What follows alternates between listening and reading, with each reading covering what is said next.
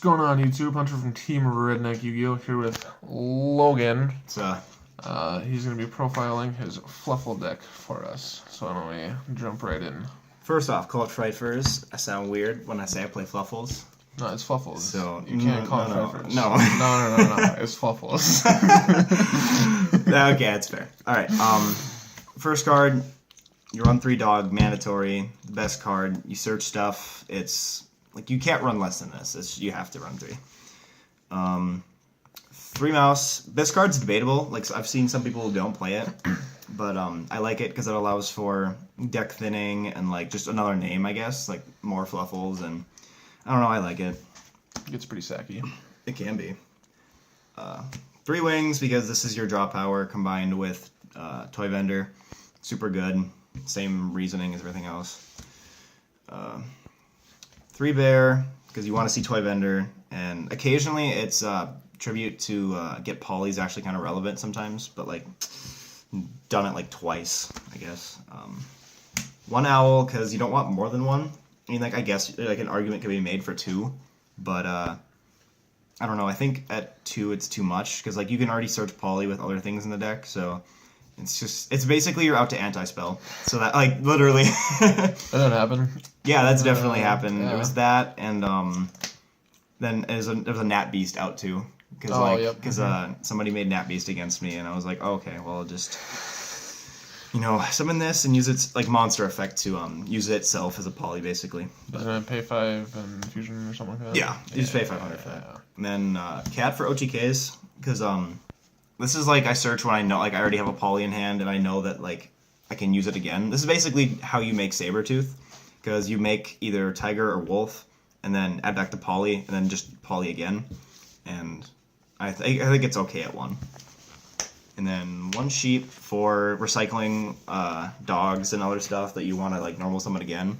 So like sometimes I'll summon dog, do stuff or whatever, and then like summon sheep, bounce it back to summon a edge imp from somewhere.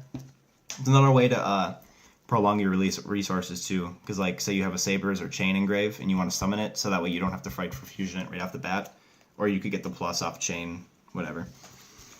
That's it for the Fluffals. Onto the edge imps, you play 3 Chain because it's really freaking good.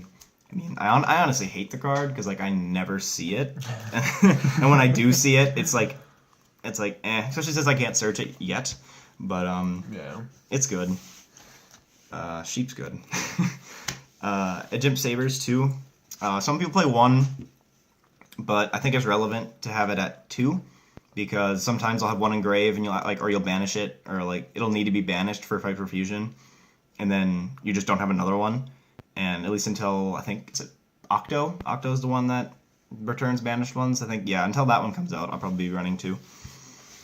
And then for the non-Fluffal edge imp crap, I run 2 King of the Swamp, search poly, and to act as Chain when I don't have it because I can't search it, or the Sabers or whatever. Why not 3?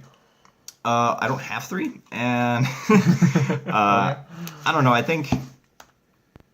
don't know. I've only tested it with 2. I guess I could try testing it at 3. I honestly don't have 3. I'm technically borrowing these, but okay. Shout out to Lenny. 2 Max C because this deck likes to go second. I mean, obviously it's an OTK deck, but it's really good and like easily sideable out if you're playing against something stupid like Yosenju's or something like that. And then for the weird text, Glow Up Bulb. I saw a deck profile that had this in it, and I didn't understand why until I looked at Dog, and I was like, I can make Materia Beast, which is kind of sacky, because if they make you go first, you can do that, and then that disrupts like Metal Foes and other spell-heavy decks. Yeah. Pretty good. And then the last card, this card I've been testing for a while, Christia. What? People don't realize that all the Fluffals are fairies, and you can regulate your grave a lot with Toy Vendor and Fight for Fusion, and it's never been like bricky really. It's just like a randomly good card to like end your board with, or like you need to stall for a couple turns like earlier. Hunter knows, but it's not bad too because like you can summon it and then like add back the dog that you need for next turn or whatever to search like get like to keep going and stuff. But I was running Mageki instead of this like for more OTK potential, but like the things running around like Kieran, I felt like this was more ideal, I guess. So that's it for the monsters. Spells, we got 3 Toy Vendor, self-explanatory, his card's broken.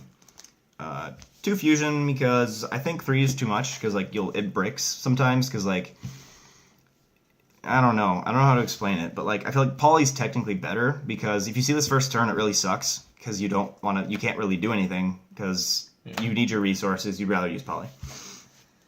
1 Factory. Some people don't even play this card. I think it deserves at least 1 spot because it's really, really good. Like, when you have Fright for Fusion, Poly, this, and an established grave, like, you can just go off. Like, it's insane. Because, like, you can even go off, use Fright for Fusion, do everything, and then, like, Tiger this, and then add back your Fright for Fusion for next turn to, like, keep going and stuff. And it's just another way to fusion that your opponent won't expect, I guess. 3 Ugly Polys, because I don't have the pretty ones, but self-explanatory, it's how you fusion the big guys. 3 Twin Twisters, because back row really sucks, and I need to out, like, scales and other stuff, and I've actually popped my own Toy Vendor with this before, just to get, like, an extra search or do something. And last 1-ups is 1 Foolish and 1 Upstart. Upstarts for consistency. And this is 40 cards, so it's not like 41 and 1 Upstart. And Foolish is because the only things I've ever actually sent off a Foolish was like either any Fluffal for like the OTK with Dog or Wolf, or like Glow Up Ball to get it in the grave, Sabers so I can put a top decker card to summon it, and that's basically, or like a Wings actually to make Toy Vendor live, because sometimes I don't have a search, but I have Bear, and that sort of stuff. It comes in handy. That's it for the main deck. 40 cards, like I said.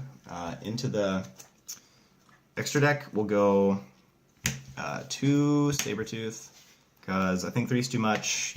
I've only ever made 2, and it's kind of good. It's really good. I'm kidding, but yeah. It's glary. Oh, is it? Oh. There we go. Got it. Better. Yeah. Okay, it's really good. Love this card. It's really nice that I can bring back like dead things, because like if you make it late game, you can bring back stuff like you forgot you had in your grave. Like earlier, I made it and was gonna bring back a tiger, didn't realize I had a sheep in grave, and I was like, oh, I can do that. It's pretty good. 3 tiger, because it's super duper good, super easy to go into. I'll probably cut it to 2 or 1-ish, depending on it depends on like when the stuff comes out, the new stuff, like Daredevil, Kraken, and is there another one? I think it's just those 2. Fusion. I don't think there's another fusion, but it's just, anyways, yeah, because right now these are the only like good fusions, but yeah. And then 2 Wolf for OTK, that's basically what he's there for. Why 2?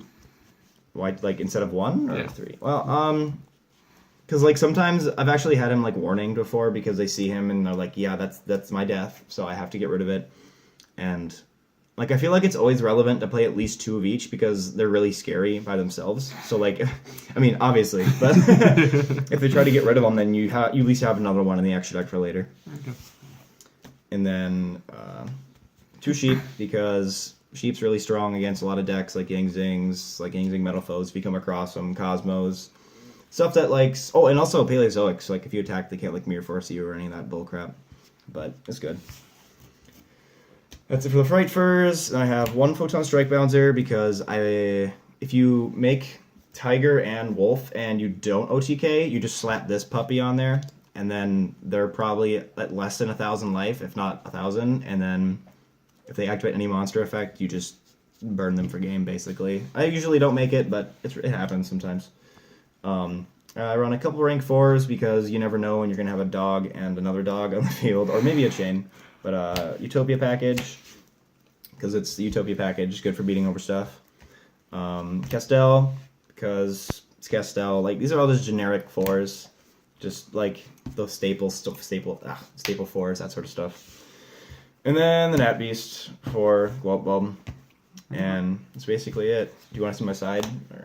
No, that's fine. That's fair. Alright, that's the deck. How does it match up against the meta of this format? Against metal foes, it's pretty solid. It's good against popping back row and like, cause like usually you always make sure you listen to what they're saying, like what they're setting, so you don't like pop a combo on accident or like anything like that. Cause I've definitely done that. But it can, it's good for forcing their fight for fusions, or not fight, their full metals. Yeah. So that way they have to activate it, and then like they have to get rid of stuff, and then you can just like fight for fusion and then go off. Mermails, I guess like mermail frogs, something like that. It's not too good, I guess, because like OTK decks going against OTK decks don't really. Whoever wins the die roll. Yeah, it's basically yeah, and it's not fun. What else? ABCs not so much because like Sheep's okay against them, but like if they make Buster and they just hit like one card, you're like, yeah, you got it. Like not really know what you can do. But the deck's not like super competitive right now, but it's something fun to play, and like I feel like it's gonna get better with the new support. Definitely So, get better. Oh yeah. It's my favorite deck that I've been playing for a while, at least. Like, I've been just bouncing from deck to deck, and then I finally settled on this one, so. Okay. Yeah. Alright, any last comments? Shoutouts to Team Redneck Yu-Gi-Oh! Yay! And this lovely playmat. I don't know if you can see it. Team Thanks again, Andrew. Redneck. Beautiful. Shout out. And shout out to Lenny for letting me borrow like basically everything in this, like the Utopia stuff, the King of the Swamps. Shout out to you for trading me that, and my LT Castell I can't find. There we go. And yeah, that's about it. All right. Well, make sure you check out the channel, subscribe for more.